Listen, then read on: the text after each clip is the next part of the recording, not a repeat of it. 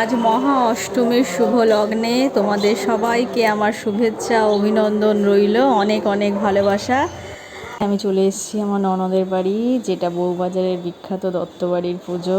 প্রতিবারই আসি, এখানেও আমাদের প্রত্যেক দিনই থাকে, আসা যাওয়া চলে, কিন্তু সব দিন তো আসতে পারি না। আর এক দাদার বাড়িও পুজো হয়, সেখানেও প্রত্যেক দিন বলে, কিন্তু সব দিন তো সব জায়গায় যাওয়া হয় না, তাই কোনো একবেলা এখানে আর একবেলা ওইখানে, এইভাবেই চলতে থাকে।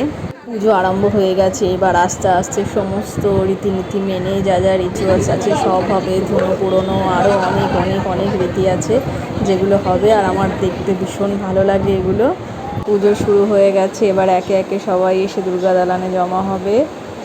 এই দুর্গাপুজোর বিশেষত্ব হচ্ছে এখানে ঠাকুর শিবের কোলে বসে থাকে, এইভাবেই প্রতিমাটা তৈরি হয়। এই যে আমার ননদ এখন সব ঠাকুরের কাজে ব্যস্ত।